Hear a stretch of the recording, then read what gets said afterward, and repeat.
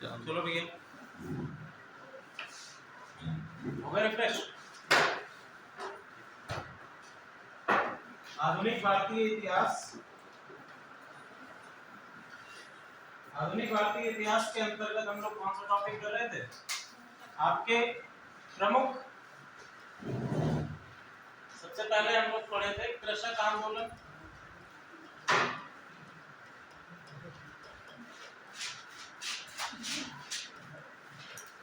इसके बाद कृषक आंदोलन हमारे खत्म हो गए थे। कृषक आंदोलन के बाद अगला आपका टॉपिक आ जाएगा। देखिए, हम लोगों ने आंदोलनों को कई सारे उनके प्रकृति के आधार पर आंदोलनों को हम लोगों ने डिवाइड कर लिया था। डिवाइड किस क्या क्या डिविजन्स थे बेटा, बताओ जरा।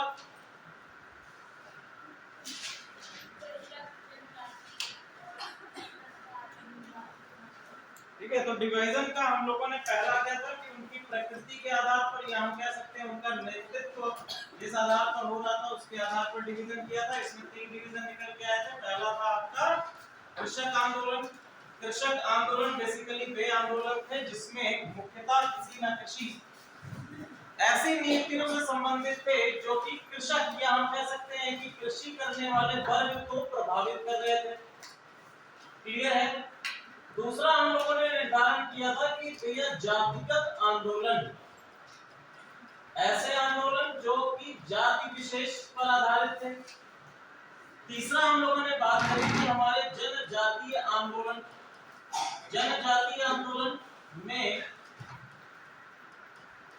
वे आंदोलन आ जाएंगे जिसके अंतर्गत पर्टिकुलर जनजाति, जैसे आपकी डिफरेंट नीतियां लाई गई ब्रिटिश सरकार के द्वारा, आपकी वन नीति लाई गई, तो जो आपकी जनजाति हैं उनका रहन सहन, उनके जो आपके कल्चर्स हैं, या फिर जनजातियों का एक सिंपल फंडा रहता है कि जनजाति किसी प्रकार से बाहरी इंटरफेरेंस या फिर आपका जो एक्सटर्नल इंटरफेरेंस होता है उसको स्वीकार नहीं करती। उनका ऐसा मानना है कि एक्सटर्नल इंटरफेरेंस से उनका जो कल्चर है वो क्या हो जाएगा, दूषित हो जाएगा। साथ ही साथ जो वन नीतियां लाई गई ब्रिटिश सरकार की, वन नीतियों के अंतर्गत वनों को आरक्षित कर दिया गया, क्योंकि ब्रिटिश सरकार का महत्वपूर्ण उद्देश्य क्या था कि यहां से वन संसाधनों को बाहर ले जाना। जब रेलवे का निर्माण भारत में प्रारंभ हुआ तो रेलवे के निर्माण के लिए आवश्यकता किसकी थी? स्लीपर की आवश्यकता थी। ठीक है, और स्लीपर का निर्माण उस समय किससे किया जा रहा था? देवदार की लकड़ी से किया जा रहा था। तो देवदार की लकड़ी प्राप्त कहां से होगी? वनों से प्राप्त होगी। तो वनों का प्रबंधन करने के लिए ब्रिटिश सरकार लेके आई कुछ वन अधिनियम, और उस वन अधिनियमों का सबसे अधिक प्रभाव जो पड़ा वो जनजातियों पर पड़ा, और जनजातियों के द्वारा समय समय पर कई विद्रोह किए गए। तो कौन कौन से विद्रोह इसमें है? सबसे पहले आज हम लोग शुरुआत करेंगे जातिगत आंदोलनों में। एक और डिवीजन हम लोगों ने देखा था टाइम पीरियड के अनुसार। तो 1857 से पहले जो विद्रोह हुए और 1857 से 1915 तक विद्रोह, यानी कि हम लोग गांधीयन एरा से पहले के विद्रोह, और बाद में हम लोग पढ़ेंगे कि गांधी काल के विद्रोह, यानी 1915 के बाद जब गांधी भारत में आ गए तो उसके बाद जो हमारा अन्य विद्रोह चलते हैं, बेसिकली सत्याग्रह या इन सारी चीजों को, वो हम लोगों ने डिस्कस किए। तो जातिगत आंदोलनों में हम लोग पढ़ते हैं पहला, जातिगत आंदोलनों का कारण क्या रहा होगा? जातिगत आंदोलनों के क्या कारण हो सकते हैं? देखिए, सबसे जातिगत आंदोलनों के क्या कारण रहेंगे? बेसिकली ये जो आंदोलन किए गए वो किसके द्वारा किए गए हैं? ये आपकी निम्न जातियों के द्वारा किए गए हैं, या फिर अस्पृश्य समाज के द्वारा किए गए हैं। तो बेसिकली एक जो भारतीय कल्चर में कास्ट बेस्ड सिस्टम रहा है जो, और आजादी से पहले ये और भी अधिक क्या था, तीव्र था, या हम कह सकते हैं और भी अधिक क्लिष्ट था, जिसके कारण निम्न जातियों पर डिफरेंट टाइप्स ऑफ असमानताएं लागू थी, अस्पृश्यता या फिर समाज में छुआछूत, इस प्रकार की कई सारी कुप्रथाएं समाज में थी।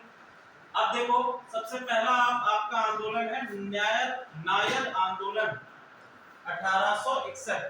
इसके पहले हम लोग बात करेंगे कि 1850 में भैया अंग्रेजों के द्वारा एक एक्ट लाया गया था।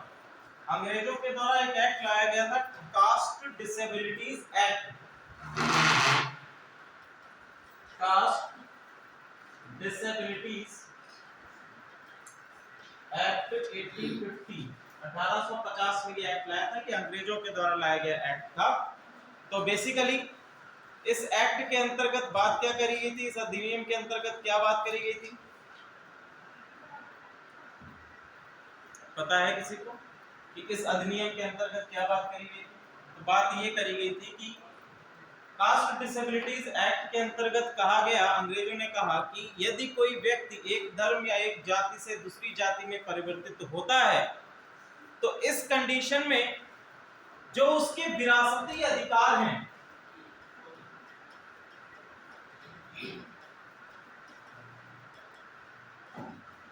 विरासती अधिकार है, ये अधिकार उसको पूर्णतः दिए जाएंगे, पूर्णतः प्रदान किए जाएंगे, उसके ये अधिकार नहीं छीने जाएंगे।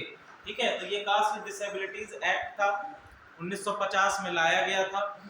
इसके बाद अगला जो आपका डेवलपमेंट होता है वो है नायर आंदोलन 1861 में। ठीक है, पहला जातिगत आंदोलन है भारत में ब्रिटिश काल के दौरान। तो ये बेसिकली नंबंदूरी ब्राह्मणों और गैर मलयाली ब्राह्मणों, जो कि बेसिकली तमिल और मराठा के वर्चस्व के खिलाफ आपका जो नायर आंदोलन शुरू किया गया था। इसके नेतृत्व कौन कर रहा है? इसका नेतृत्व है सीवी रमन पिल्लई। पहले है सीवी रमन पिल्लई, के रामकृष्ण पिल्लई और एम पद्मनाथ पिल्लई। ठीक है, एम पद्मनाथ पिल्लई, ये इसके तीन नेतृत्व करने हैं, लीडर्स हैं। कहां पर किया जा रहा है? त्रावणकोर राज्य में नायर आंदोलन 1861 में शुरू होता है। क्लियर है? नायर जो है वो किससे संबंधित है? ये आपका हिंदू जातियों से संबंधित है, बेसिकली निम्न जातियों से संबंधित है। नायर जो है एक निम्न जाति है आपकी दक्षिण भारत में। ठीक है, त्रावणकोर के क्षेत्र में ब्राह्मण विरोधी आंदोलन है। 1851 में 1861 से ये आंदोलन शुरू होता है और अगला जो इसके चरण है 1851 में सीवी रमन पिल्लई ने सरकारी नौकरियों में ब्राह्मणों के वर्चस्व के खिलाफ मलयाली स्मारक का गठन किया गया। तो ये आपका फैक्चुअल इंफॉर्मेशन है कि भैया मलयाली स्मारक का गठन किसके द्वारा किया गया है। तो पहला चीज ध्यान रखिएगा, मलयाली आपका स्मारक जो है किससे संबंधित है? नायर आंदोलन से संबंधित है। किसके द्वारा गठन किया गया है? सीवी रमन पिल्लई के द्वारा इसका गठन किया गया है। ठीक है, ये आपका आंदोलन 1900 के बाद भी जारी रहा और 1900 के मध्य में जब ये आंदोलन चल रहा था तो इसका नेतृत्व कौन कर रहे हैं? रामकृष्ण पिल्लई और एम पद्मनाभ पिल्लई, ये आपका इस आंदोलन का नेतृत्व कर रहे हैं 1900 के दशक में। क्लियर है? 1941 में नायर के पद्मनाथ पिल्लई ने नायर सर्विस सोसाइटी की भी स्थापना करी है। तो नायर सर्विस सोसाइटी की स्थापना कब है? 1941। Nair service societies, Nair service society ये आपकी कब स्थापित की गई है? 1941 में इसको स्थापित किया गया है। इसका स्थापना किसने करी है?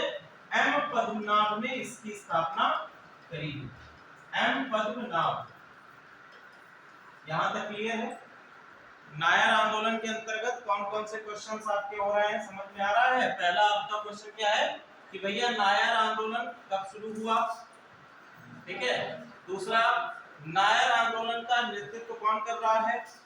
ठीक है, तीसरा नायर आंदोलन के अंतर्गत मलयाली स्मारक की स्थापना, मलयाली स्मारक का गठन कब किया गया? 1891 में। किसके द्वारा किया गया? सीवी रमन पिल्लई के द्वारा किया गया।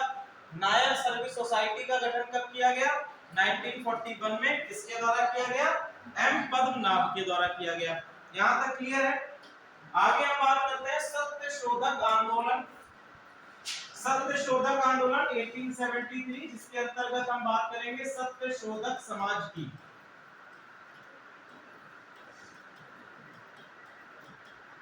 ठीक है, सत्यशोधक समाज, सत्यशोधक आंदोलन के अंतर्गत 1873 में स्टार्ट किया गया था। किसके द्वारा स्टार्ट किया गया है?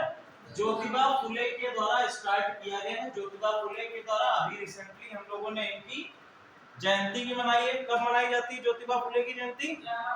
11 अप्रैल में। अभी आपका 1-2 दिन पहले ही रिसेंटली हुआ, ठीक है। तो क्या ज्योतिबा फुले ने, ये ज्योतिबा फुले है, ये इनकी वाइफ है सावित्री फुले, ठीक है। 24 सितंबर 1873 को पुणे में सत्यशोधक समाज की स्थापना की है। सत्यशोधक समाज की स्थापना की थी बेसिकली निम्न जातियों के उत्थान के हेतु और उनको समाज में मेन स्ट्रीम लाइन में लाने के हेतु इस सत्यशोधक समाज की स्थापना की गई है, जिसमें क्या क्या बातें की गई है? सबसे पहला सामाजिक अधिकार यानी कि समानता का अधिकार, अस्पृश्यता का उन्मूलन, ये सभी इसमें वर्णित रहेंगे। साथ ही साथ न्याय और राजनीतिक पहुंच में वृद्धि, ये भी इस आंदोलन का मुख्य उद्देश्य था, या फिर आपका जो सत्यशोधक समाज है इसका प्रमुख उद्देश्य रहा है। क्वेश्चन आपसे ऐसे बनेगा कि सत्यशोधक समाज की स्थापना किसने करी है? तो ज्योतिबा फुले ने करी। कब करी है? 24 सितंबर 1873। क्लियर है?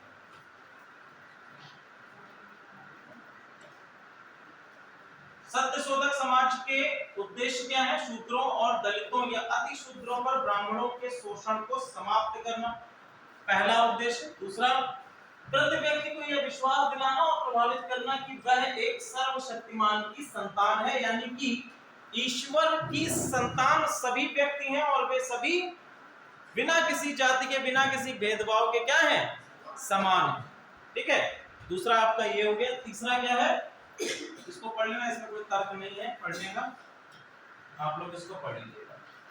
अब ज्योतिबा फुले के विवरण को अगर हम देखें तो श्रेष्ठ रूप से ज्ञात, इसलिए इनको माना जाता है 24 सितंबर को सत्यशोधक समाज के संस्थापक के तौर पर इनको माना जाता है। सत्यशोधक समाज की स्थापना इन्होंने करी है। दूसरा, इनका जन्म भैया कब हो रहा है? 11 अप्रैल 1827। अभी मैंने आपको उनको बताया। जन्मस्थल सतारा में इनका जन्म है। शिक्षा Scottish missionary high school Pune में इन्होंने शिक्षा ग्रहण करी है। इसके बाद देखिए प्रकाशन में हम लोग देख लेते हैं। पहला है इनका श्वेत करायाचा आसूद, जो इन्होंने 1881 में प्रकाशित किया है। फिर है गुलामगिरी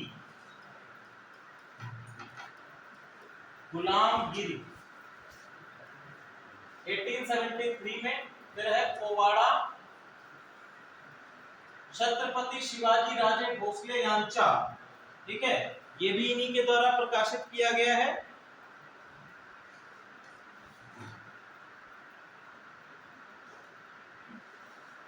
इसके साथ साथ एक और लिख लीजिए, सार्वजनिक सत्य धर्म। सार्वजनिक सत्य धर्म, सत्य धर्म, ये भी इन्हीं के द्वारा प्रकाशित है। सार्वजनिक सत्य धर्म और दीन बंधु नामक पत्र।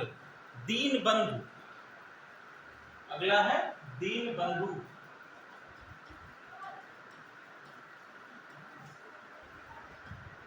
ये पत्र भी इन्हीं के द्वारा प्रकाशित है। इसके बाद है तृतीय रत्न। तृतीय रत्न, तो आपके रचनाएं कितने, आपके प्रकाशन कितने हो गए इनके? 1, 2, 5 हो गए रचनाएं, सॉरी प्रकाशन है इनके। पहला क्या है? श्वेत करायाचा आसूद। दूसरा है गुलामगिरी, सार्वजनिक सत्य धर्म, दीन बंधु और तृतीय रत्न, ठीक है। और ये है आपका पोवाड़ा छत्रपति शिवाजी राव भोसले के बारे में इसमें बताया गया है। क्लियर है? ये सभी ज्योतिबा राव फुले के अंतर्गत हैं। आगे हम लोग देखते हैं 1852 में इन्होंने 303 विद्यालयों की स्थापना भी की है। इनकी उपाधि, महात्मा की उपाधि इनको दी गई है। किसके द्वारा महात्मा की उपाधि इनको दी गई है? विठल राव कृष्ण जी बंडेकर के द्वारा इनको उपाधि दी गई है महात्मा की। विठ्ठलराव कृष्ण जी वांदेकर, ठीक है। तो 11 मई 1888 को इनको महात्मा की उपाधि मिली है। किसके द्वारा दी गई है? विठ्ठलराव कृष्ण जी वांदेकर के द्वारा दी गई है। क्लियर है यहां तक? चलिए, तो सारा आपका फैक्चुअल इंफॉर्मेशन मिल गया। आगे हम बात करेंगे, अगला है नारायण गुरु धर्म परिपालन, SNDP, नारायण गुरु धर्म परिपालन, जो आपके पत्नी है सावित्री फुले, इनको भारत की प्रथम शिक्षिका के तौर पर भी जाना जाता है, ठीक है। आगे हम लोग बात करेंगे अरबीपुरम आंदोलन, या जिसको हम लोग कहते हैं नारायण गुरु धर्म परिपालन, SNDP आंदोलन के तौर पर, ठीक है। बात करेंगे इसमें क्या क्या चीजें हैं। सबसे पहला, एक आपकी जनजाति है एझावा, ठीक है। एझावा जनजाति है, ये कहां से बिलोंग करती है? केरल से बिलोंग करती है, और केरल की सर्वाधिक आबादी वाली जनजाति है, और टोटल आबादी का 26% जो है ये किसमें है? एझावा जनजाति के अंतर्गत आता है। अब देखो बेसिकली ये आंदोलन शुरू क्यों किया गया था। केरल के अंतर्गत एक कुप्रथा थी जिसमें कि समाज के निम्न जाति वर्गों को, या फिर आपके जो शूद्र हैं, उनको मंदिरों में जाने की क्या थी? प्रतिबंध, या हम कह सकते हैं रोक है, प्रतिबंध है। तो इस कारण से विरोध करने के लिए आपके जो श्री नारायण गुरु हैं, ये किससे बिलोंग कर रहे हैं? एझावा जनजाति के ही हैं। इन्होंने शिवरात्रि में 1888 में शिवरात्रि पर्व पर एक पत्थर लेते हैं, और इस पत्थर को शिवलिंग के तौर पर स्थापित करके उसकी पूजा करना शुरू करते हैं, ठीक है। तो यहां से शुरुआत होती है अरबीपुरम आंदोलन की, ठीक है। और इसमें प्रदर्शित क्या किया गया? इसमें यह प्रदर्शित किया गया कि केवल और केवल उच्च जातियां ही शिवलिंग या फिर आपकी जितने भी पूजा स्मारक है, इस प्रकार की चीजें, उनका अभिषेक नहीं कर सकती हैं। ये केवल एकाधिकार नहीं है। अब देखिए, नारायण गुरु के शिष्य हैं कुमारन आसन भी अरबीपुरम आंदोलन के साथ में जुड़ते हैं। तो आपके देखिए यहां से क्वेश्चन क्या मिलेगा? अरबीपुरम आंदोलन, यहाँ पर देखो भैया, यहाँ पर नाम दिया गया है कुमारन आसन किसके शिष्य हैं? नारायण गुरु के शिष्य हैं। तो क्वेश्चन आपसे ये बन सकता है कि कुमारन आसन किसके शिष्य थे, या नारायण गुरु के वे शिष्य जो कि अरबीपुरम आंदोलन से बाद में जुड़े, उनका क्या नाम है? या फिर अरबीपुरम आंदोलन किस क्षेत्र से संबंधित है? तो केरल के क्षेत्र से संबंधित है। इसमें जनजाति कौन सी है? एझावा जनजाति है। इसका नेतृत्व कौन कर रहा है? नेतृत्व इसका कर रहे हैं नारायण गुरु के द्वारा इसका नेतृत्व किया जा रहा है, ठीक है। यहां तक क्लियर है आप लोगों को? चलिए,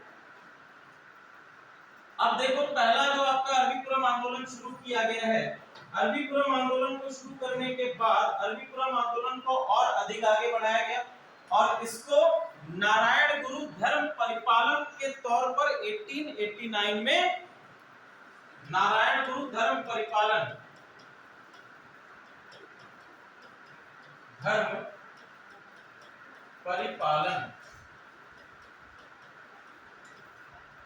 1889 में, 1888 में बेसिकली ये शुरू होता है। 1888 में शुरू हुआ। कैसे शुरू हुआ कि नेयर नदी से एक पत्थर को उठाकर शिवलिंग के तौर पर स्थापित कर दिया गया।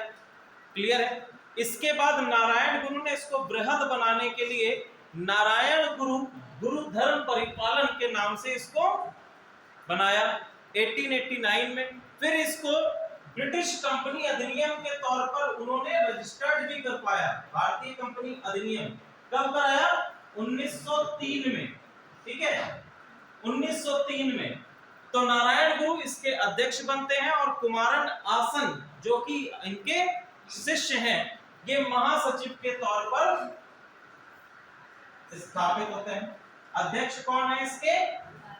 नारायण गुरु हैं, और इनके शिष्य कुमारन आसन इसके महासचिव है।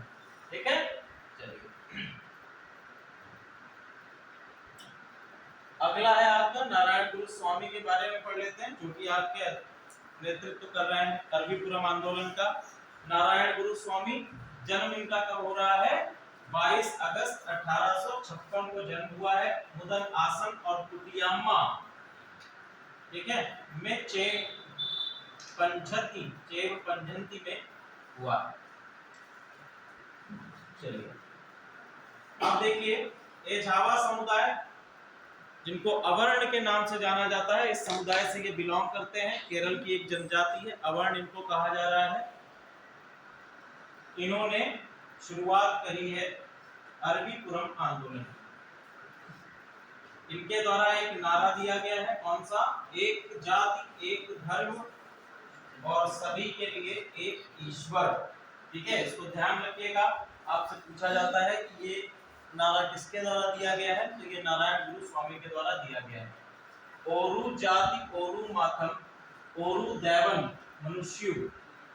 ठीक है, इसका अर्थ है एक जाति एक धर्म सभी के लिए एक ईश्वर। यहां तक क्लियर है? आगे हम देखते हैं, बाकी सारी चीजें आप लोग उसमें पढ़ लीजिएगा और नहीं है इसमें।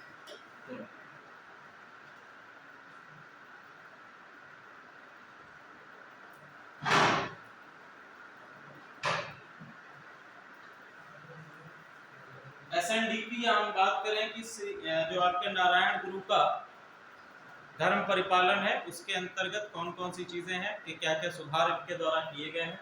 सबसे पहला कि जो नकली विवाह है,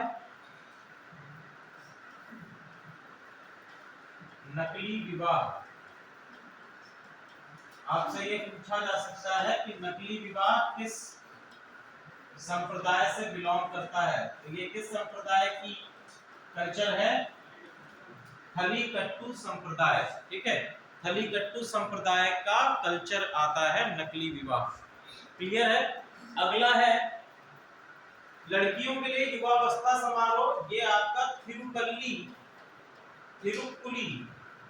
तिरुक्कुली संप्रदाय से बिलोंग करता है। तिरुक्कुली संप्रदाय से बिलोंग करता है।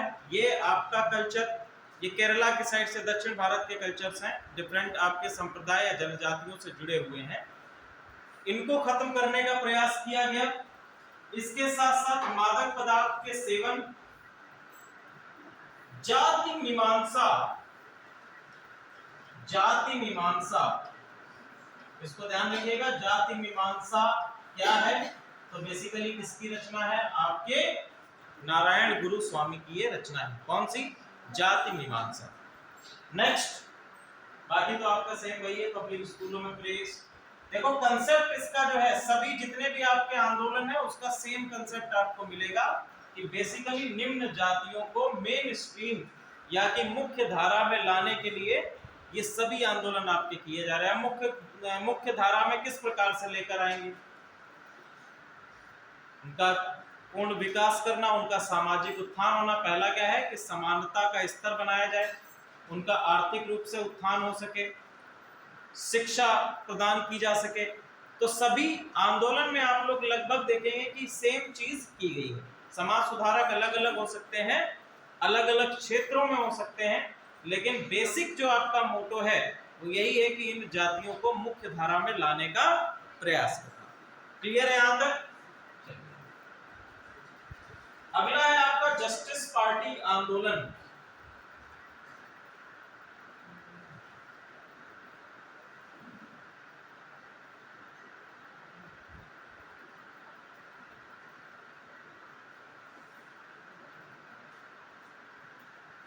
चलो अब जस्टिस पार्टी देखिए क्या है। जस्टिस पार्टी मूलतः जो है ये आपका है साउथ इंडियन लिबरल फेडरेशन। ठीक है, मूलतः ये क्या है? साउथ इंडियन लिबरल फेडरेशन के तौर पर जाना जाता है। और ये ब्रिटिश प्रेसिडेंसी में, मद्रास जो आपका प्रेसिडेंसी है उसके अंतर्गत एक राजनीतिक दल है। 20 नवंबर 1916 को मद्रास में सी नटेशा मुदलियर ने इसकी स्थापना करी है। तो संस्थापक इसके ध्यान रखिएगा कौन है, संस्थापक है इसके सी नटेशा मुदलियार, इसके संस्थापक हैं जस्टिस पार्टी के। जस्टिस पार्टी के अगर हम लोग बात करें कि उद्देश्य क्या क्या है, तो ब्राह्मणों के अलावा दक्षिण भारत के सभी समुदायों को शैक्षिक, सामाजिक, आर्थिक और राजनीतिक उन्नति प्रदान करना, साथ ही साथ संवैधानिक सरकार के माध्यम से गैर ब्राह्मणों के विकास के काम करना, ऐसी सरकार बनाना जो वास्तव में प्रतिनिधि हो। वास्तव में प्रतिनिधि कहने का मतलब क्या है कि सरकार में सभी का प्रतिनिधित्व समान हो, सभी का प्रतिनिधित्व क्या हो, समान हो, उसको हम लोग कहेंगे कि सरकार क्या है, हमारी प्रतिनिधि है। सरकार में यदि विशेष वर्ग या विशेष रूप से किसी एक संप्रदाय का प्रतिनिधित्व अधिक होता है तो समाज के सभी प्रतिनिधि तो होंगे नहीं, और जब समाज के सभी प्रतिनिधि नहीं होंगे तो हम ये उसको पूर्ण रूप से प्रतिनिधित्व सरकार नहीं कह सकते हैं।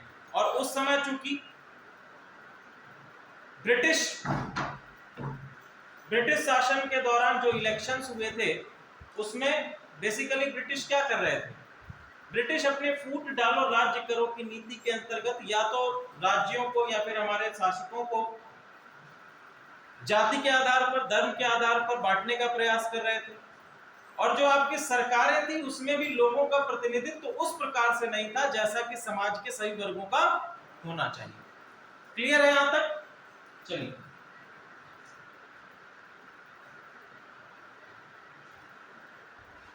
इसको आप लोग देखिए।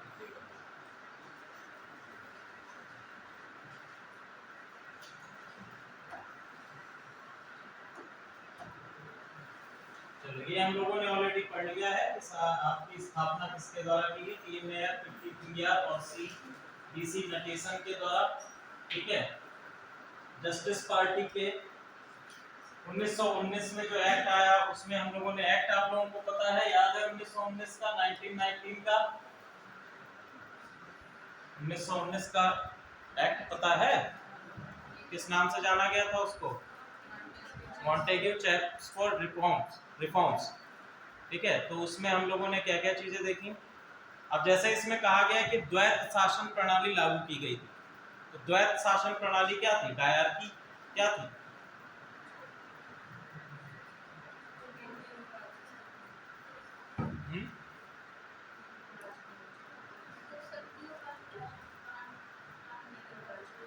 जोर से बताइए। शक्तियों का विभाजन किया गया था, किस किस स्तर पर इनका विभाजन किया गया है, राज्यों केंद्र और राज्यों में इनका विभाजन किया गया था। तो 1919 में द्वैत शासन की प्रणाली की शुरुआत की गई थी। द्वैत शासन प्रणाली के अंतर्गत हमने देखा था कि आपका केंद्र एक तरफ है और दूसरी तरफ आपके राज्य हैं, या फिर हम कह सकते हैं कि यहाँ पर प्रेसिडेंसीज हैं, प्रेसिडेंसीज हैं। इनमें आप लोगों ने ये भी देखा था कि जो पावर्स हैं, आपकी विधायी शक्तियां, एग्जीक्यूटिव पावर्स हैं, उनका भी डिवीजन किया गया था। इसके साथ साथ कुछ लिस्ट आपकी दी गई थी जो कि आपके डिफरेंट मद है या फिर कार्य हैं, उनका विभाजन भी किया गया था। क्या क्या चीजें इसमें प्रेसिडेंसीज में कर सकते हैं। तो द्वैत शासन की प्रणाली कब लाई गई, 1919 में लाई गई। और 1919 में जब द्वैत शासन की प्रणाली ली गई तो भारतीय मंत्रियों के कुछ निर्वाचित सदस्यों के तौर पर जस्टिस सोसाइटी से भी कुछ लोगों को चुना गया।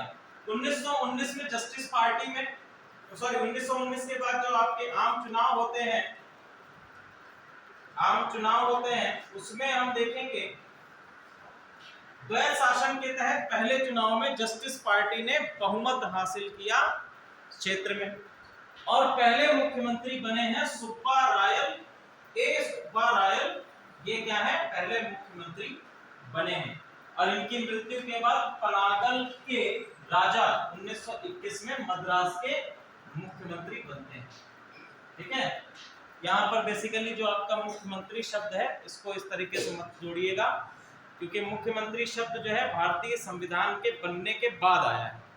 ब्रिटिश शासन के दौरान पर मुख्यमंत्री की अवधारणा नहीं थी, तो इसको मुख्यमंत्री आप लोग यहाँ से काट दीजिएगा। यहाँ पर से केवल आप लोग लिख लीजिएगा कि मद्रास क्षेत्र के प्रतिनिधि,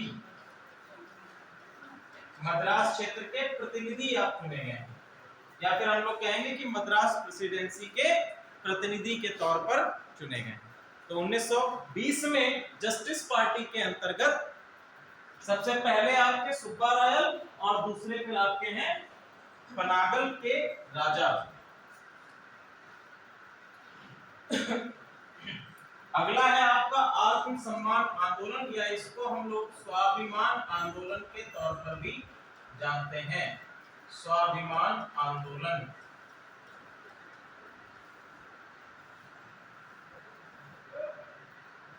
उन्नीस 1925 में ये आंदोलन आया था।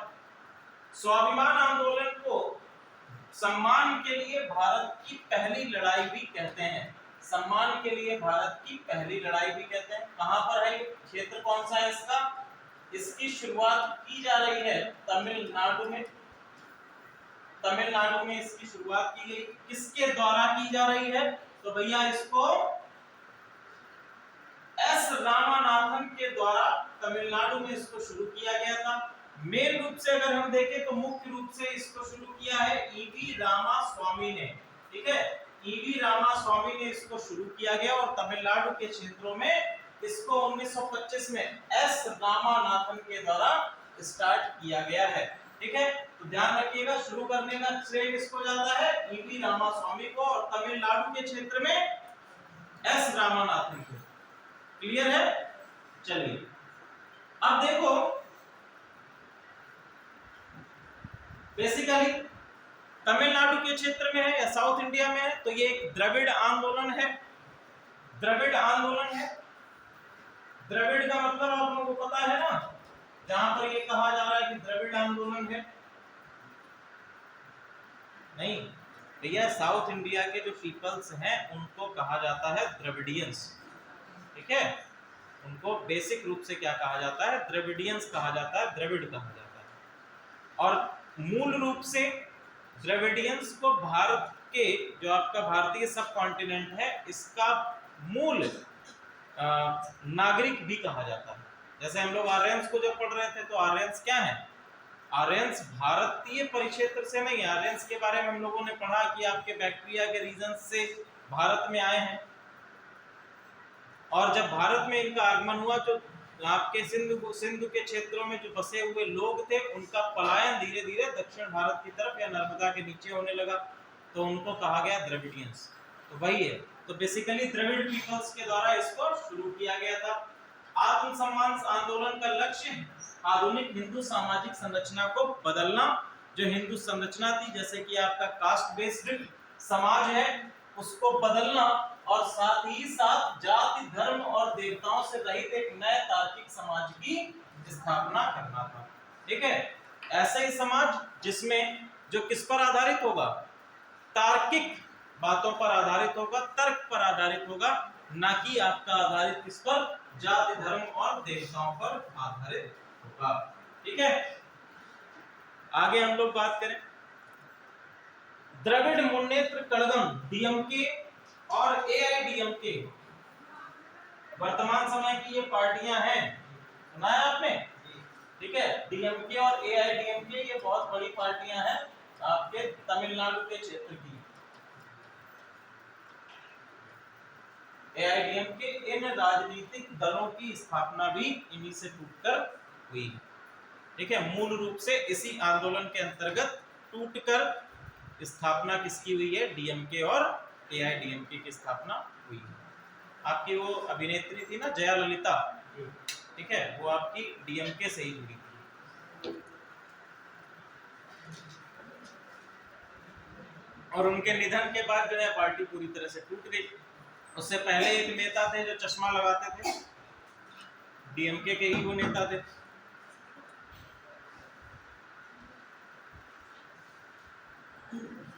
ठीक है, तो यहाँ तक हमारे जातिगत आंदोलन है। जातिगत आंदोलनों के बाद हम लोग बात करेंगे, अब चूंकि हम लोग शुरू करने जा रहे हैं हमारा जनजातीय आंदोलन। तो जनजातीय आंदोलन होने के पीछे रीजंस क्या हैं उनको समझना इंपॉर्टेंट है कि भैया कौन कौन से ऐसे कारण रहे जिन कारणों से हमारी जनजातियों को रिवोल्ट या फिर विद्रोह करने की आवश्यकता पड़ गई। तो विद्रोह करने की आवश्यकता क्यों पड़ी? सबसे पहला कारण क्या है? ब्रिटिशों की वन नीति। सबसे पहला कारण क्या है? ब्रिटिशों की वन नीति। अब देखो, जो भारतीय जनजातियां हैं वो कैसे क्षेत्रों में रह रही हैं? वनीय क्षेत्रों में, फॉरेस्ट में, जंगलों में। ब्रिटिशर्स को जंगलों से सर्वाधिक संसाधन प्राप्त करने थे। इसके लिए जंगलों का मैनेजमेंट करना या प्रबंधन करना अनिवार्य था, और प्रबंधन करने के लिए समय समय पर कई सारे वन्य अधिनियम लाए गए, जिन्होंने इन वन अधिनियमों ने वहां पर रह रही जनजातियों पर सर्वाधिक प्रभाव डाला। अब देखो कौन कौन से हैं। तो हम लोगों ने बात करेंगे कि 1865 से ये वन अधिनियम शुरू किए गए। इसके बाद दूसरा आया 1878 में, और इसके बाद अगला वन अधिनियम 1927 में। तो एक एक करके वन अधिनियमों को देख लेते हैं। 1865 का भारतीय वन अधिनियम, इसके अंतर्गत क्या क्या बातें कही गई हैं। तो 1865 का जो भारतीय वन अधिनियम है, इसके अंतर्गत वन अधिनियम ने ब्रिटिश सरकार को पेड़ों से आच्छादित किसी भी भूमि को सरकारी वन के रूप में घोषित करने, इसे नियंत्रित करने का अधिकार और इसे प्रबंधित करने के नियमों की शक्ति प्रदान कर दी। अब देखो क्या क्या बातें कही गई है इस एक्ट में। पहला क्या हुआ कि ऐसी कोई भी भूमि जो कि पेड़ों से आच्छादित है, इसका मतलब क्या हुआ? कोई भी ऐसा भूमि, कोई भी ऐसा भौगोलिक क्षेत्र जहां पर पेड़ लगे हुए हैं, इनको ब्रिटिश सरकार क्या कर सकती थी? वन घोषित कर सकती थी। जैसे मान लीजिए कोई एक क्षेत्र है, यहाँ पर कई सारे पेड़ लगे हुए हैं, अभी तक ये वन घोषित नहीं था, लेकिन अब क्या इनके पास शक्ति आ गई कि भैया इसको ये इन्होंने क्या घोषित कर दिया कि ये क्या है? वन्य क्षेत्र है। और जैसे ही ये वन्य क्षेत्र इन्होंने घोषित किया, तो यहाँ पर इनको क्या है? पहला कि इसे नियंत्रित करने का अधिकार है, इसको कंट्रोल कर सकते हैं। यहाँ पर जो संसाधन है वो किसके मोनोपोली में आ जाएंगे? ब्रिटिशर्स की मोनोपोली में आ जाएंगे। इसके बाद दूसरा अधिकार क्या है कि इसे प्रबंधित करने का, प्रबंधित मतलब चारों तरफ से इसको मैनेज इसको करने का अधिकार किसके पास आ गया? ब्रिटिश सरकार के। इसको मैनेज भी यही करेंगे। इसके साथ साथ सरकार को जंगल और उसके चरागाहों को विनियमित करने के लिए निर्विवाद शक्ति भी प्रदान कर दी गई। दूसरा हम लोगों ने बात करी कि इसी समय भारत में रेल निर्माण क्या हो चुका था? शुरू हो चुका था, और रेलवे के लिए स्लीपर की आवश्यकता पड़ती है। किसकी आवश्यकता पड़ती है? स्लीपर की आवश्यकता पड़ती है। स्लीपर भैया क्या होता है? जैसे ये पटरी आपकी जा रही है, ये आपकी समझ लीजिए, मान लीजिए कि रेल की एक पटरी है, तो रेल की पटरी के नीचे आप लोगों ने देखा होगा कि वर्तमान समय में तो सीमेंट के बने होते हैं, ठीक है, सीमेंटेड होते हैं, कास्ट किए जाते हैं वो आरसीसी से, लेकिन पहले ये बनाए जाते थे लकड़ी के, और उसी लकड़ी के आपके ये रेलवे लाइंस क्या रहती थी? अटैच रहती थी, ठीक है। इनको हम लोग कहते थे स्लीपर्स, और इसके चारों ओर जो है आपकी गठिया पड़ी रहती थी। अभी रेलवे लाइन के किनारे जाना तो आप लोग देखना कि स्लीपर क्या होते हैं। पुरानी जो आपके रेलवे ट्रैक्स मिलेंगी वहां पर आपको लकड़ी मिलेंगी। तो बेसिकली इसमें प्रयोग किया जाता था देवदार की लकड़ी या टीक वुड जिसको कहते हैं, और इसको भी अब क्या कर दिया गया? सरकारी संपत्ति बना दिया गया, ठीक है। क्या बना दिया गया? सरकारी संपत्ति बना दिया गया। इसका प्रयोग अब केवल और केवल कौन कर सकते हैं? ब्रिटिश कर सकते हैं। यदि और कोई व्यक्ति टीक वुड को काटेगा या उस पर किसी प्रकार का उनको टीक या फिर देवदार का प्रयोग करेगा, तो या तो उसके लिए उनको ब्रिटिशर्स से परमिशन लेनी होगी, अथवा यह एक कानूनी रूप से दंड के स्वरूप माना जाएगा। क्लियर है? चलिए, इसके बाद अगला हम लोग देखते हैं 1878 का भारतीय वन अधिनियम। पहला हम लोगों ने 1865 का देख लिया, अब नेक्स्ट है 1878 का। तो बेसिकली इसमें चेंज ये किया गया, अब इनको कुछ और अधिकार दे दिए गए, और ये भी बता दिया कि इस अधिनियम के अंतर्गत 3 प्रकार के वर्गों में विभाजन कर दिया गया। 3 वर्गों में विभाजन किया, कौन कौन से? पहला है आरक्षित वन, दूसरा है संरक्षित वन, और तीसरा है ग्राम वन। इन 3 अलग अलग श्रेणियों में विभाजन कर दिया गया 1878 के भारतीय वन अधिनियम के अंतर्गत। ठीक है,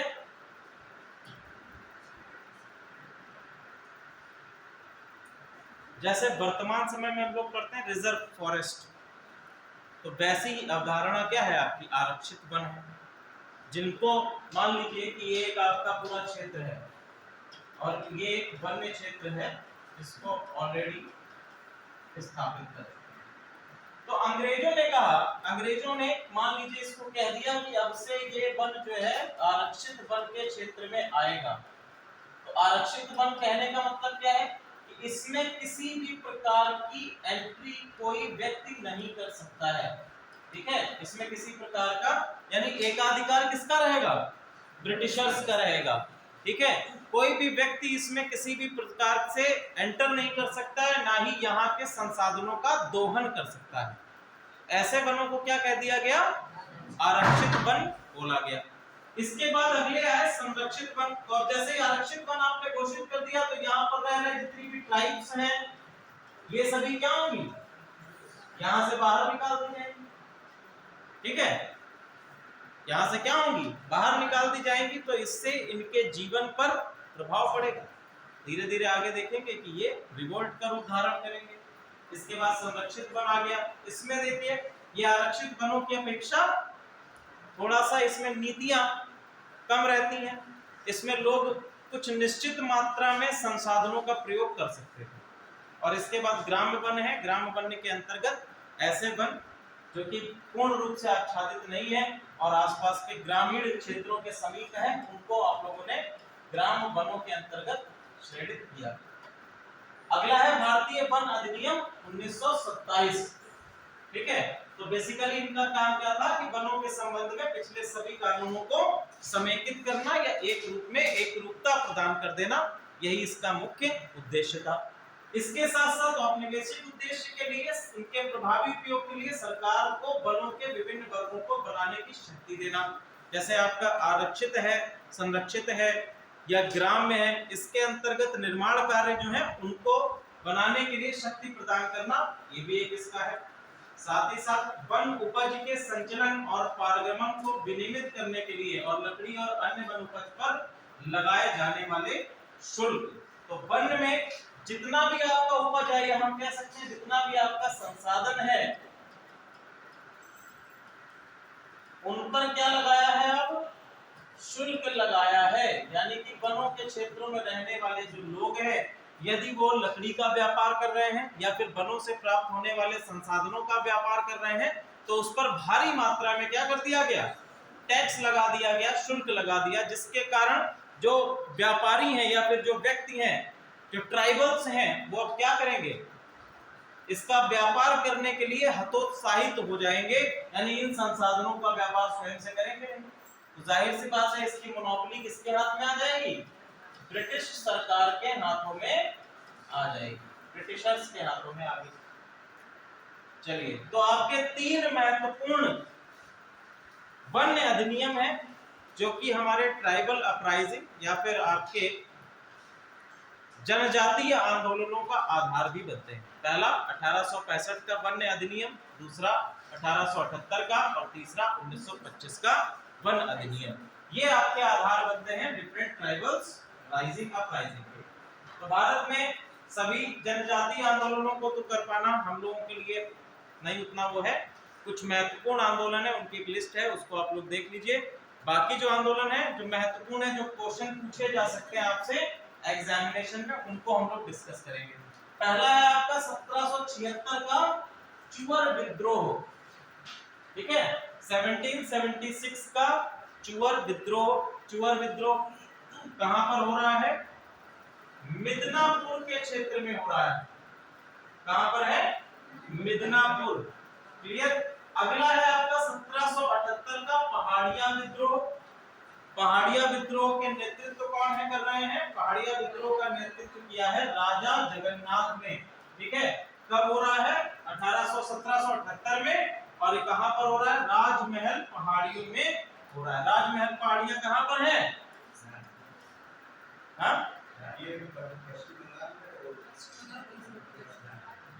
पश्चिम बंगाल और आपका बिहार से लगा हुआ पश्चिम बंगाल थोड़ा बिहार का क्षेत्र भी आ जाता है, जहाँ पर आपकी राजमहल की पहाड़ियां हैं। तो यहाँ पर आपका हो रहा है। दूसरा है आपका 1878 सॉरी 1818, 1831 और 1913 का भील विद्रोह। देखिए भारत में अभी हम लोग पढ़ेंगे भील विद्रोह। तो देखो भैया भील विद्रोह लगभग लगभग 100 वर्षों का है टोटल। जब हम लोग भील विद्रोह पढ़ेंगे 1818 से इसकी शुरुआत होती है राजस्थान के क्षेत्रों में, और धीरे धीरे यह कई सारे क्षेत्रों में फैलता है। लगभग 100 वर्षों में अलग अलग प्रांतों में भील विद्रोह आप लोग पढ़ेंगे। क्लियर है? चलिए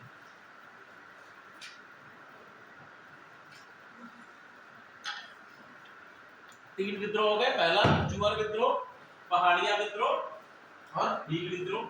इसके बाद है 1820। अच्छा उसमें आपके कुछ और विद्रोह छूट गए हैं, जैसे महार विद्रोह है, डॉक्टर अंबेडकर के द्वारा शुरू किए गए, और सारे विद्रोह हैं। तो जब डॉक्टर अंबेडकर को अलग से पढ़ेंगे तो वो उसमें सारे विद्रोह हम लोग पढ़ लेंगे, वो केवल डॉक्टर अंबेडकर के से ही रिलेटेड है। 1820 से 1837 में हो और मुंडा विद्रोह है। ठीक है, मुंडा विद्रोह को आप लोग जानते हैं किसके नेतृत्व में किया गया था? किसके नेतृत्व में किया गया है? बिरसा मुंडा के नेतृत्व में किया गया। नेतृत्व के लिए इसको बिरसा मुंडा को जाना जाता है। 25 वर्ष की आयु में बिरसा मुंडा ने अपने समाज को एकत्रित किया और एक सुसंगठित आंदोलन को बनाया। 1822-29 में रामोसी विद्रोह, इसका नेतृत्व कर रहे हैं चित्तूर सिंह, और ये है आपका रीजन जो है पश्चिमी घाट का रीजन है, रामोसी आदिवासियों के क्षेत्र में। 1829 में कोली विद्रोह है। कोली विद्रोह कहां पर? गुजरात और महाराष्ट्र के क्षेत्र में है। इसके बाद 1832 में कोल विद्रोह है, बुद्धो बागट के द्वारा इसका नेतृत्व किया गया है। कोल विद्रोह, कोली विद्रोह अलग है, कोल विद्रोह अलग है। ठीक है,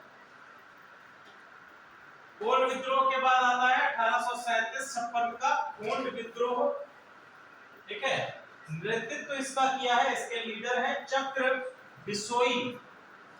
चक्र बिसोई ने इसका नेतृत्व किया है, और तमिलनाडु के क्षेत्र में ये आंदोलन हुआ है, तमिलनाडु से बंगाल के रीजन में। क्लियर है?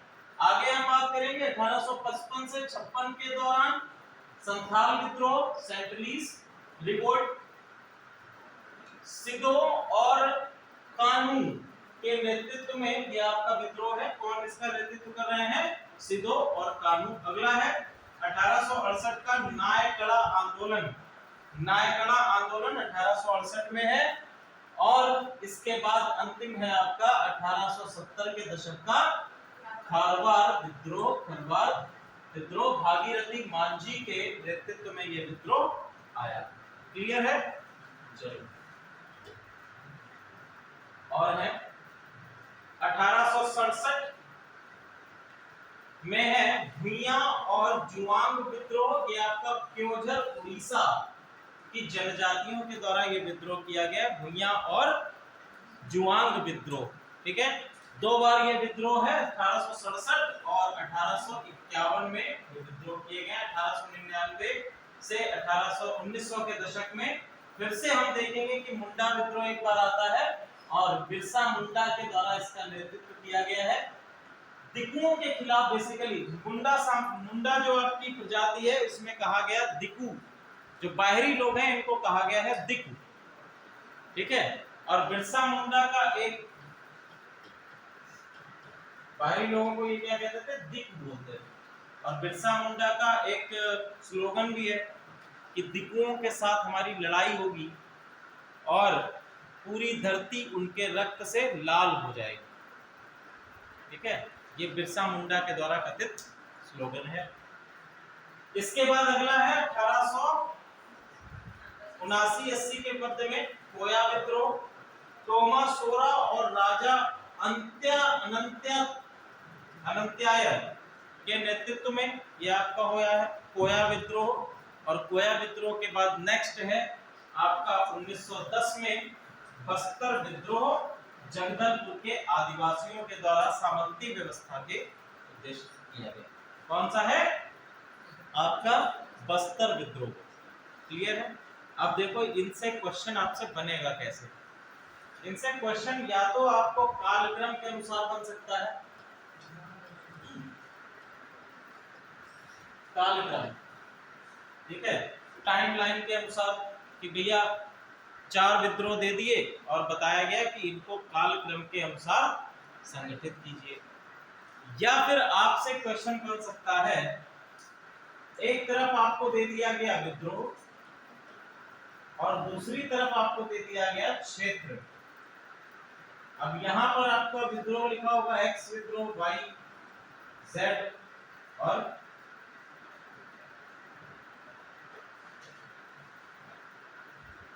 u, ऐसे मान x, y, z और क्षेत्र आपको दे दिया गया, a है, b है, c है, d है। अब या तो इसमें पूछ लेगा कि भैया कि आपको करना क्या है कि इसमें से सही क्रम को छांटना है या फिर इसमें से कौन सा क्रम गलत है, इसको छांटने को आ जाएगा। तो विद्रोह और विद्रोह का क्षेत्र कौन सा है, कैसे हम लोग पता करेंगे, याद कैसे रखेंगे, उसके लिए भैया देखो इसको एक बार पढ़ लेते हैं, हम लोग चलते हैं, थोड़े और बचे हैं। पहला आपका 1914 और 1919 में ताना भगत आंदोलन है, यात्रा भगत और बलराम भगत के नेतृत्व में। कहां पर हो रहा है? छोटा नागपुर में। फिर है 1921 और 22 में चेंचस विद्रोह, के हनुमंतु के नेतृत्व में यह विद्रोह हो रहा है। के हनुमंतु के नेतृत्व में नल्ला मल्ला पहाड़ियों में यह विद्रोह है। अगला है आपका 1922 से 24 में रंपा विद्रोह। रंपा विद्रोह का नेतृत्व किया है अल्लूरी सीताराम राजू ने और कोयास आंध्र प्रदेश के क्षेत्र में ये विद्रोह हो रहा है। अल्लूरी सीताराम राजू जिनका पोर्ट्रेल आप लोगों ने आरआरआर मूवी में भी देखा है, ठीक है। आरआरआर मूवी में जो आपका जो पुलिस में होता है ना व्यक्ति, वो अल्लूरी सीताराम राजू का ही वो है, लेकिन पूर्ण रूप से नहीं है। उसको देख के उसको कहानी मत लिख के आ जाना यूपीएससी में।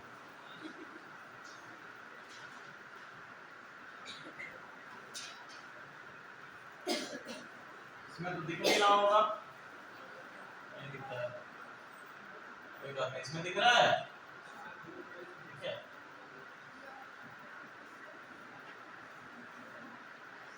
इस मैप में सारे ही आपके विद्रोहों का मैप है, किसान विद्रोह या नागरिक विद्रोह, ठीक है। और उनके नेतृत्व या लीडर मोबाइल में आप लोग देखेंगे तो उसमें मिल जाएगा। इसमें आपके नेतृत्व करने वाले लीडर्स और साथ ही साथ जो आपके विद्रोह का क्षेत्र और डेट, ये सारा इस मैप में है। जैसे आपका सबसे पहला है कूका विद्रोह। ये कूका विद्रोह 1807 में कहां पर? पंजाब के क्षेत्र में है। भगत जवाहर मल इसके नेतृत्व कर रहे हैं। कच्छ विद्रोह, कच्छ तो बेसिकली आपको याद रहेगा, कच्छ गुजरात का ही क्षेत्र है, रन ऑफ कच्छ आप लोग जानते ही हैं, तो गुजरात के क्षेत्र में भारमल के द्वारा इसका नेतृत्व किया गया, 1816 में हुआ। बघेरा विद्रोह राजस्थान के क्षेत्र में है, 1818 में हो रहा है। भील आंदोलन, ये भी आपका राजस्थान में हुआ है, मैंने अभी आपको बताया था, ठीक है, दशरथ के नेतृत्व में। सभी आपके विद्रोह इसमें मिल जाएंगे आप लोगों को, क्लियर है। इसको आप लोग मोबाइल में जब हम भेज दिया है, मोबाइल में आप लोग देख लीजिएगा ये मैप। अब देखो कुछ आंदोलन है आपके जो north eastern frontier tribal movement के तौर पर आपके आते हैं। नॉर्थ ईस्ट यानी कि जो आपका एरिया है जिसको सेवन सिस्टर्स भी कहा जाता है, नॉर्थ ईस्ट क्या वो भी है, उत्तर पूर्वी क्षेत्र में। उस दिन जब मैं चंद्रिका देवी मंदिर गया था तो वहां पर 4 बच्चे थे, बच्चे नहीं बच्चियां थी, कोई भी थी, बड़े बड़े थे, चिंकी मिंकी।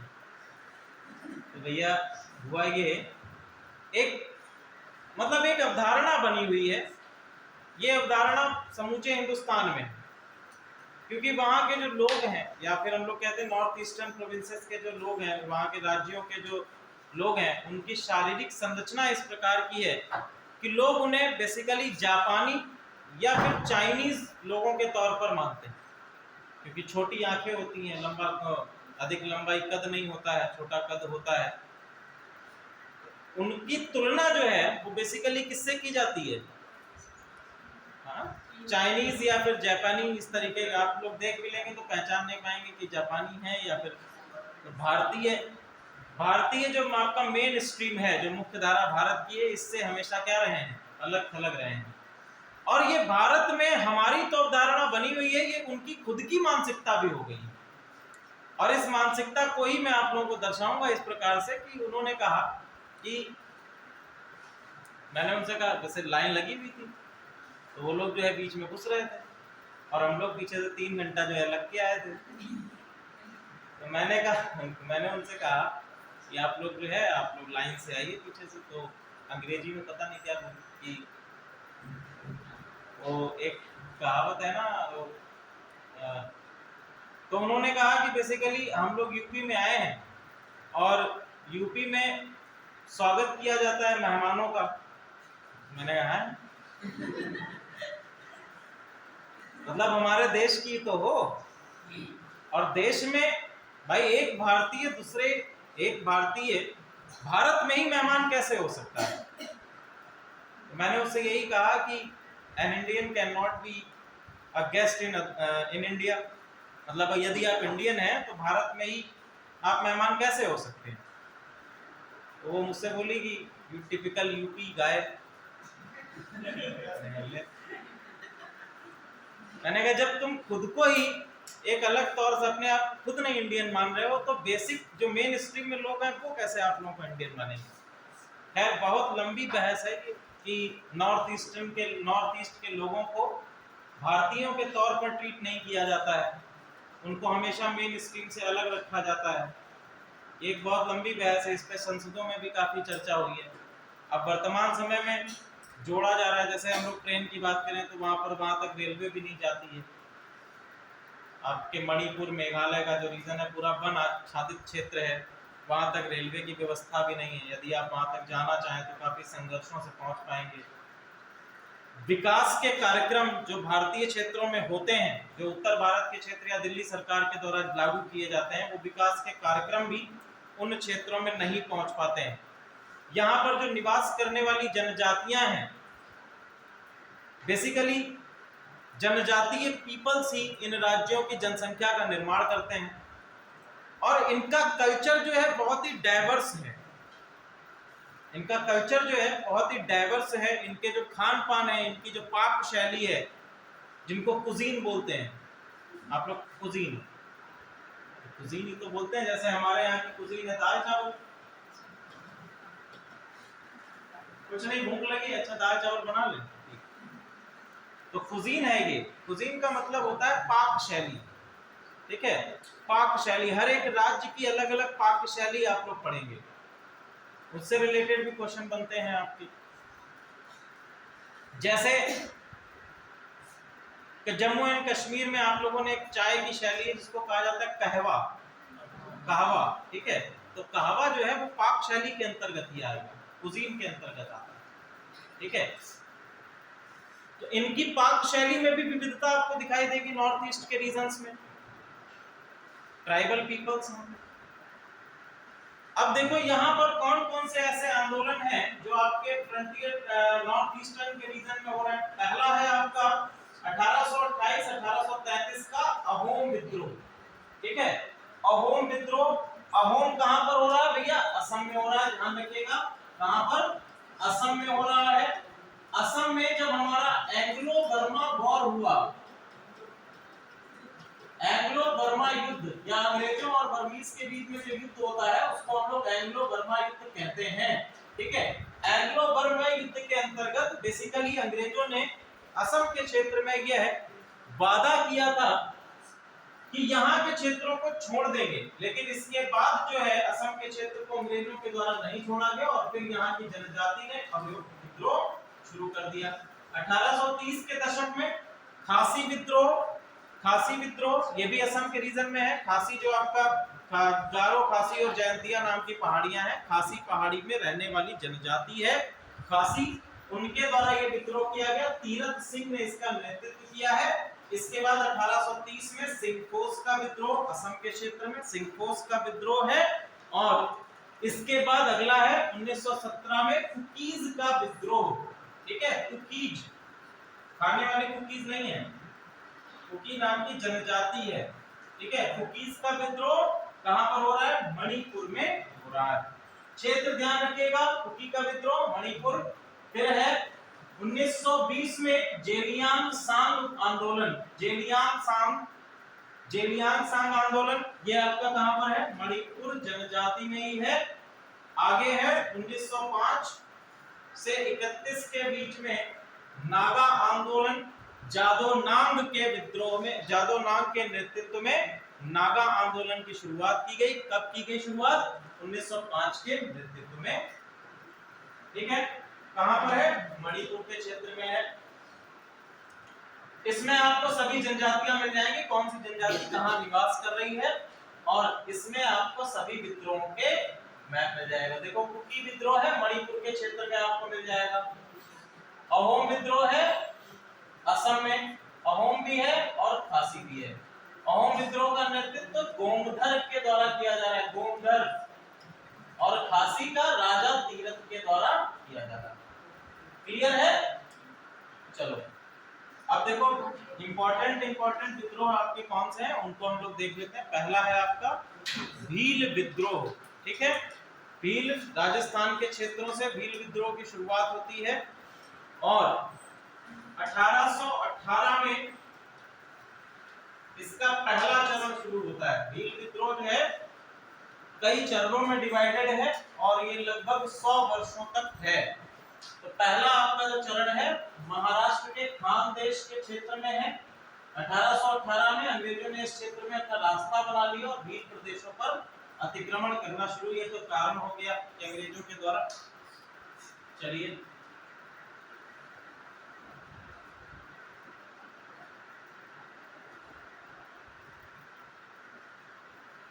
तब हो रहा है 1818 में। मूल इनका क्या है? महाराष्ट्र के खानदेश में। अंग्रेजों की जो आपकी नीतियां हैं, अंग्रेजों की औपनिवेशिक नीतियां हैं, ये इनका मुख्य कारण है भील विद्रोह का। ध्यान रखिएगा इसको, बाकी इसमें आप लोग देख लीजिए किस तरह से दमन किया गया, क्या क्या चीजें हैं। इसके बाद अगला है रामोसी विद्रोह। 1822 से 1829 के मध्य में है रामोसी विद्रोह। रामोसी विद्रोह समय क्या है? 1822। नेतृत्व किसने किया है? चित्तर सिंह ने नेतृत्व किया है। ठीक है, रामोसी बेसिकली पहाड़ियां हैं, पश्चिमी घाट की जनजातीय हैं। किसके विद्रोह में किया गया है? ब्रिटिश की विलय नीति के विरोध में किया गया है। विलय नीति आप लोग समझ रहे हैं क्या है? विलय नीति क्या है?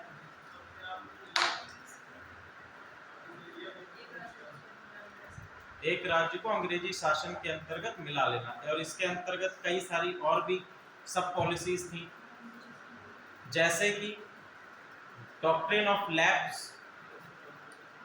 डॉक्ट्रिन ऑफ लैप्स आप लोगों को पता है ना? ठीक है, यदि किसी शासन के अंतर्गत उत्तराधिकारी नहीं है तो उसमें वो शासन क्षेत्र सीधे सीधे ब्रिटिश इंडिया के अंतर्गत सम्मिलित कर लिया जाएगा। तो जितनी भी आपकी ब्रिटिश की विलय नीति है उनके विरोध में चित्तूर सिंह के नेतृत्व में ये विरोध चालू किया गया है।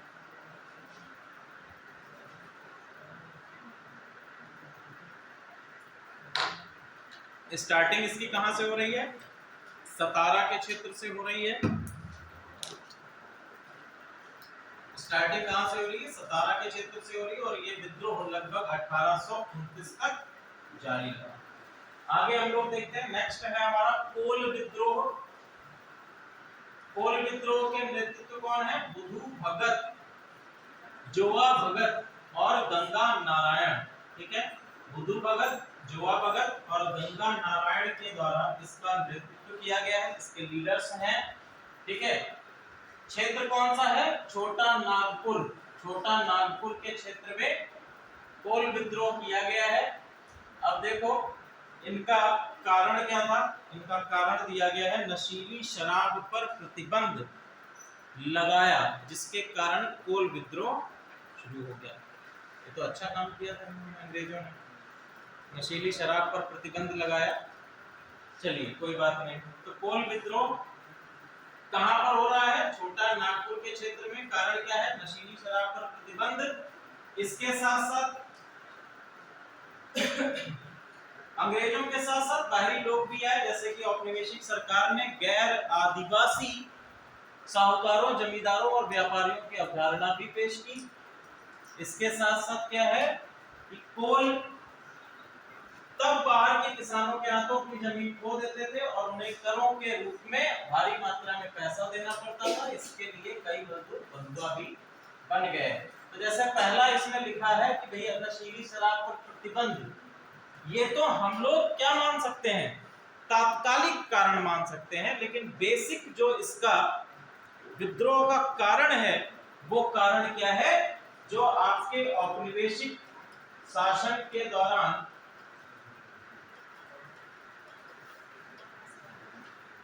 साहूकार हैं, व्यापारी हैं, साहूकार हैं, व्यापारी हैं, इनसे किसान क्या लेते हैं? कर्ज लेते हैं। किसके लिए? अंग्रेजों को लगान चुकाने के लिए उत्पादन करना है, और उत्पादन करने के लिए हमें इनिशियल कॉस्ट इन्वेस्ट करनी होगी, और इनिशियल कॉस्ट इन्वेस्ट करने के लिए हम क्या लेंगे? कर लेंगे। लेकिन कर पे क्या है? हाई रेट ऑफ टैक्स है। ब्याज की दरें क्या है? ब्याज की दरें काफी अधिक है। और ऐसी जब उत्पादन नहीं हो पाता है, लगान भी चुकाना है, ब्याज भी अधिक है, तो ऐसे कारण से जो जमीनें हैं वो धीरे धीरे साहूकारों और व्यापारियों के द्वारा जब्त कर ली गई, क्योंकि मूल जो है मूलधन हम चुका नहीं पा रहे थे। और ऐसी स्थिति में इनकी जमीनें साहूकारों और व्यापारियों के द्वारा जब्त कर ली गई। और जब्त करने के साथ साथ कई सारी जनजातीय जो लोग हैं वो बंधुआ मजदूर भी बन गए। बंधुआ मजदूर क्या होता है कि बिना किसी पैसे के कार्य कराना, यही क्या कहलाता है? बंधुआ मजदूरी कहलाता है। एक और टर्म जब आप लोग अफ्रीका के बारे में औपनिवेशिक शासन पढ़ेंगे तो वहां एक टर्म आता है गिरमिटिया मजदूर। ठीक है, गिरमिटिया मजदूर भी क्या होता है? एक प्रकार का बंधुआ मजदूरी होता है, लेकिन केवल इतना है कि उनके लिए गिरमिट जारी करा जाता था, जो आपका पास होता है। बेसिकली भारतीय लोग ही थे, तो इनके लिए क्या होता था? जब अफ्रीका के क्षेत्र में कॉफी की खेती कराई जाती थी, तो यहाँ भारतीय क्षेत्रों से लोगों को भेजा जाता था अफ्रीका, तो बहुत ही कम दामों पर उन्हें खरीद लिया जाता था दास के रूप में। ठीक है, दास के रूप में खरीद लिया जाता था और उनके नाम का एक गिरमिट जारी होता था, और उस गिरमिट के कारण ही उनका नाम पड़ गया गिरमिटिया मजदूर। ठीक है, ये भी एक प्रकार के बंधुआ मजदूर हैं, क्योंकि इन्हें रोजाना किसी प्रकार की सैलरी नहीं दी जाती थी। और कई सारे गिरमिटिया मजदूरों को तो ऐसे ही पकड़ के ले जाया जाता था, जैसे कोई वॉर हुआ, युद्ध हुआ, तो उसमें पकड़े गए लोगों को गिरमिटिया मजदूर के तौर पर अफ्रीका के क्षेत्रों में और मॉरिशस के क्षेत्रों में भेज दिया गया, जो वर्तमान समय का मॉरिशस है। अगला है आपका संथाल विद्रोह। संथाल की एक जनजाति है संथाल, इसको हम लोग संथाल हूल के भी नाम से जानते हैं। संथाल हूल या संथाल विद्रोह के नाम से जानते हैं। कब शुरू हो रहा है? 1855 से 56 के मध्य में है। तो भैया देखो किसके द्वारा शुरू किया गया? दो भाई हैं, सिद्धू और कान्हू मुर्मू के द्वारा इसको शुरू किया गया है संथाल विद्रोह को। संथाल विद्रोह में कहां पर हो रहा है? राजमहल और भागलपुर के बीच में ये हो रहा है। दमन इको के नाम से जाना जाता है। इस क्षेत्र में इसमें बाहरी लोगों के खिलाफ थे, जिन्हें वो क्या कहते थे? दिकू कहते थे। हमने आपको भी बताया कि यही मुंडा उसमें भी है, दिकू। दिकू क्या है? बेसिकली जनजातियां बाहरी लोगों को क्या कहती हैं? दिकू बुलाती हैं। ठीक है, जो भी आपके एक्सटर्नल पीपल्स या बाहरी लोग हैं उनको दिकू के नाम से जाना जाता है। तो इसमें भी मेन रीजन जैसे हमने आपको बताया था, साहूकारों के द्वारा, साहूकारों से जब ये जनजातियां पैसा लेती थी या व्यापारियों से जब ये पैसा उठाते थे, तो वो पैसा किस पे रहता था? हाई रेट ऑफ टैक्सेस पे होता था। और कर वापस ना चुकाने की स्थिति में उनकी जमीनों पर उनके द्वारा अधिकार कर लिया जाता था, और इसी के कारण यह विद्रोह संपादित किए गए। चलिए, दूसरा एक महत्वपूर्ण इसमें कारण है जमींदारी व्यवस्था। जमींदारी व्यवस्था बंगाल प्रेसिडेंसी में जमींदारी प्रणाली की शुरुआत हुई तो अंग्रेजों और जमींदारों ने पारंपरिक संथाल भूमि को अपना होने का दावा किया। तो जमींदारी व्यवस्था के अंतर्गत क्या था? जमींदारी व्यवस्था के अंतर्गत क्या बंदोबस्त किया गया था, क्या किया गया था बताओ? अरे भैया, जो प्रांत है, जैसे मान लीजिए बंगाल प्रांत में हमने कहा कि जमींदारी व्यवस्था लागू कर दी गई, तो बंगाल के प्रांतों में अलग अलग जो आपके क्षेत्र हैं उसमें जमींदार अपॉइंट कर दिए गए, और उन जमींदारों को भूमि निर्धारित कर दी गई कि ये भूमि अब आपके अंतर्गत आ गई, तो उनका प्रबंधन उन्हीं जमींदारों के द्वारा तो किया जाएगा। इसके साथ हमने ये भी देखा था कि अंग्रेजों ने भूमि को मापन भी किया। भाई जमींदार है तो उनसे एक मापन किया जाएगा, मापन के अनुसार ही तो उससे कर हम वसूलेंगे, लगान वसूलेंगे। तो संथाल भूमि जो है उसको अपना होने का दावा करना, जमींदारी व्यवस्था की शुरुआत करना। इसके साथ साथ जमींदारों द्वारा संथालों का बेरहमी से शोषण और ब्याज की अत्यधिक दरों, कभी कभी ये कितनी होती थी? 500% तक ब्याज है। यानी कि आप अगर 1 रुपए ले रहे हैं तो आपको कितना चुकाना होगा? 501 रुपया तो चुकाना है, 500 तो ब्याज है। ठीक है, इतना ज्यादा, इतना अधिक ब्याज होने की स्थिति में भाई कहां तक किसान चुका पाएगा? ये कभी अपना ऋण चुका ही नहीं पाएंगे। आज भी वर्तमान समय में जैसे इन्फ्यूज किया जाता है पैसा इकोनॉमी में, तो जो आपकी एनबीएफसीज जो होती हैं, नॉन बैंकिंग फाइनेंशियल कंपनीज जो होती हैं, इनका काम सिंपल होता है कि ये लोगों को ऋण प्रोवाइड कराना और ये सारी चीज़ें करना। तो बहुत सारे फोन कॉल्स आपके पास आएंगे कि प्रधानमंत्री योजना के अंतर्गत आप लोगों को एक पर्सनल लोन दिया जा रहा है जिसमें 1 लाख तक का लोन दिया जा सकता है। मेरा एक फ्रेंड है, वो इसी चक्कर में फंस चुका है। तो उसमें ये लोग क्या करते हैं कि बड़े हाई रेट ऑफ इंटरेस्ट पे आपको ऋण प्रोवाइड करा देते हैं। ठीक है, इसमें क्या होता है कि बहुत ही हाई रेट ऑफ इंटरेस्ट पे आपको ऋण प्रोवाइड करा देते हैं। किसी प्रकार का आपसे एग्रीमेंट नहीं, किसी प्रकार से आपका कोई भी क्या कहते हैं उसको, प्रतिभूति, या हम कह सकते हैं कोई भी चीज़ आपकी वो नहीं रखवाते हैं। केवल आपका आधार कार्ड और आपका पैन कार्ड लेंगे और उसके आधार पर आपको लोन प्रोवाइड करा देंगे। इसमें जो आपकी रेट ऑफ इंटरेस्ट रहता है लगभग 33% तक रेट ऑफ इंटरेस्ट रहता है, 33% तक। ठीक है, हाँ, बजाज वगैरह है, बहुत सारी कंपनीज देती हैं।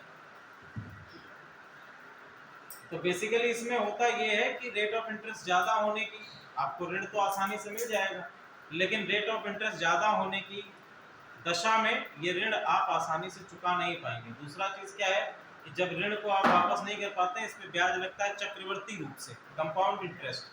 तो धीरे धीरे आप अगर 10 रुपए लेंगे तो वो धीरे धीरे बढ़कर कहाँ तक, 1000 रुपये या 100 रुपये तक पहुँच जाएगा, और उसको आप ना चुकाने की स्थिति में आ जाएंगे। ठीक है, चलो, तो ऐसा कोई भी फोन कॉल आपके पास आता है तुरंत कट कर देना। इनको किसी प्रकार का पर्सनल लोन या फिर किसी प्रकार का ऑटो लोन, आजकल बहुत सारे फोन आते हैं, इंश्योरेंस करा लीजिए, क्रेडिट कार्ड ले लीजिए, तो ये सब मत, इसमें आप लोग तुरंत ही कट कर देना।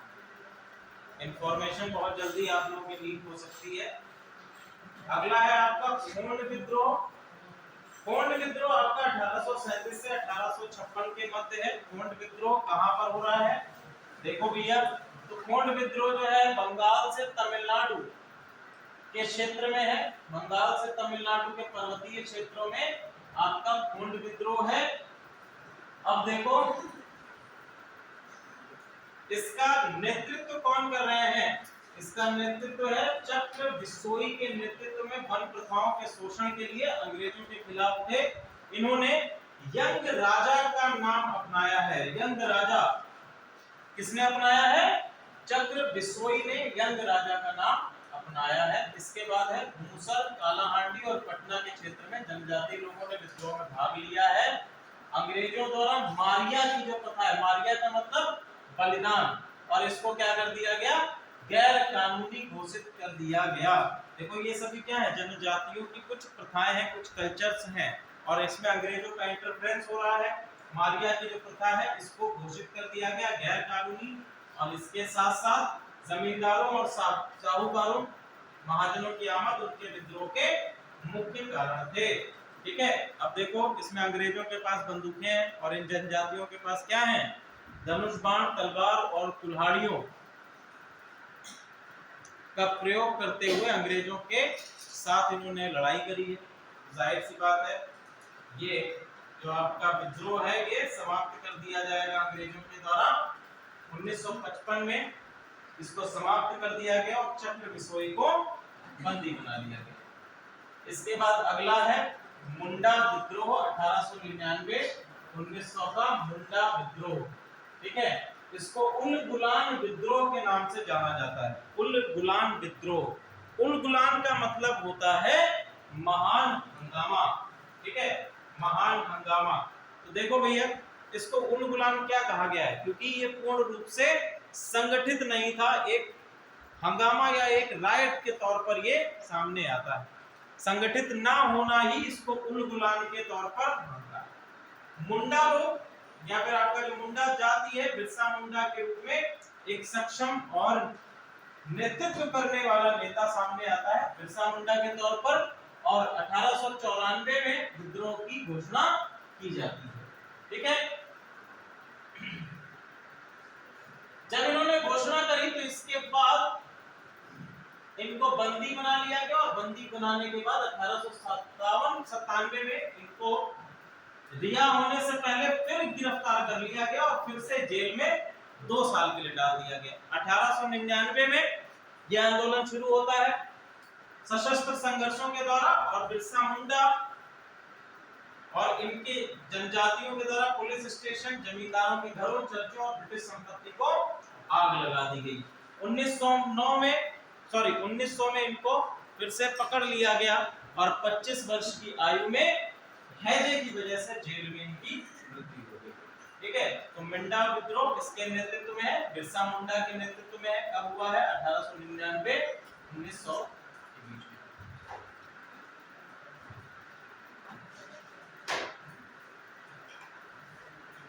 चलो बाकी तो आप लोग इसको देख लीजिएगा। एक इसको भी देख लीजिए, खुंट कुट्टी प्रणाली। अगला है आपका कोया विद्रोह। कोया विद्रोह 1879 1880 के मध्य है।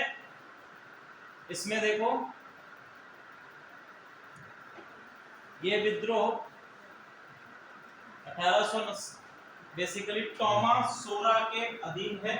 टॉमस सोरा इसके नेतृत्व हैं, लीडर हैं। इससे पहले भी ये विद्रोह हुआ है आंध्र प्रदेश के क्षेत्रों में, आंध्र के क्षेत्रों में, लेकिन जो आप लोग इसमें पढ़ रहे हैं ये कोया विद्रोह किसके नेतृत्व में है? 1879-80 के मध्य में टॉमस सोरा के नेतृत्व में। इससे पहले 1803, 1840, 45, 58, 61 और 62 में ये विद्रोह हो चुके हैं। ठीक है, सेम वही है, पुलिस और साहूकारों द्वारा प्रताड़ित किए जाना। ये सेम आंदोलनों जो भी हम लोगों ने आंदोलन पहले पढ़े हैं वही सेम कंडीशंस यहाँ पर भी लागू हो रही हैं, ध्यान रखिएगा। टॉमस सोरा के निधन के बाद राजा अनंतय्यर 1886 में नए विद्रोह का नेतृत्व किया। क्लियर है? चलिए आगे हम लोग बात करेंगे। अगला आंदोलन है ताना भगत या फिर उरांव आंदोलन 1914 से 1919 के बीच में। कहां पर है? क्षेत्र कौन सा है इसका? छोटा नागपुर, बिहार का क्षेत्र में है। चलिए इसका नेतृत्व किसके द्वारा किया गया है? जात्रा उराव और ताना भगत के द्वारा इसका नेतृत्व किया गया है। कुरुक धर्म कहा जाता था और यह विशुद्ध रूप से धार्मिक आंदोलन था जो मुंडा आंदोलन के समान था। ठीक है, इसके साथ साथ ब्रिटिश सरकार के साथ साथ जमींदारों और साहूकारों का भी विरोध इनके द्वारा किया गया। महात्मा गांधी की तरह ताना भगत अहिंसा के ही समर्थक थे।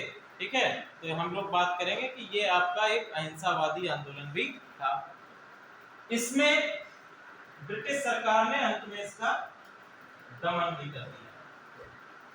फिर है रंपा विद्रोह। रंपा विद्रोह अल्लूरी सीताराम राजू के नेतृत्व में है। तमिलनाडु आंध्र प्रदेश के विशाखापट्टनम के क्षेत्रों में 1922-1924 में किया गया था। ठीक है,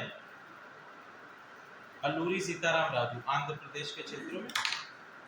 तो यहाँ तक आपके जनजातीय आंदोलन, कृषक आंदोलन और विभिन्न जातिगत आंदोलन है।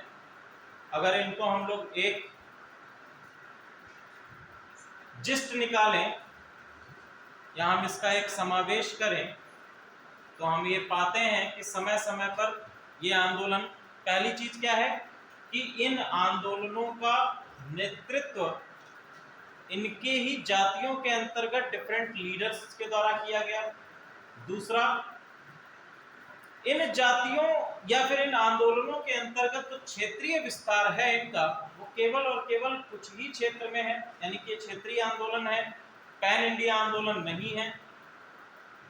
तीसरा चीज क्या है कि इन आंदोलनों का मुख्य उद्देश्य जो वर्तमान स्थितियां हैं उनसे निजात पाना है। वर्तमान स्थितियां क्या हैं कि जो आपकी ब्रिटिश पॉलिसीज हैं या फिर साहूकारों का जो दुष्चक्र है, जो आपका एक विशियस साइकिल है, उसमें फंसा होना, अंग्रेजों की नीतियों के अंतर्गत इनकी जमीनों, इनकी भूमियों का अधिग्रहण, लगान के बढ़े हुए दाम, लगान के बढ़े हुए रेट्स हो सकते हैं, या फिर इंटरेस्ट रेट्स का हाई होना, ये सभी क्या है रीजंस आपके निकल के आते हैं।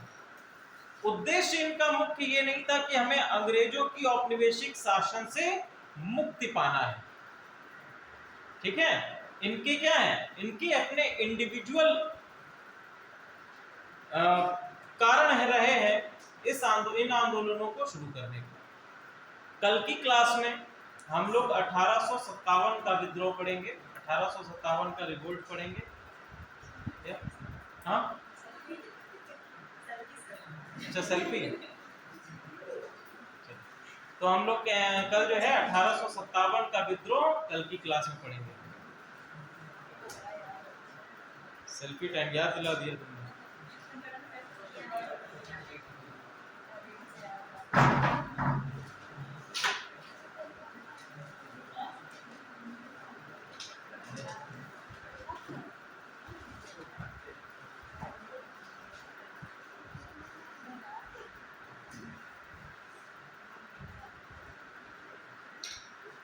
Okay, thank you class.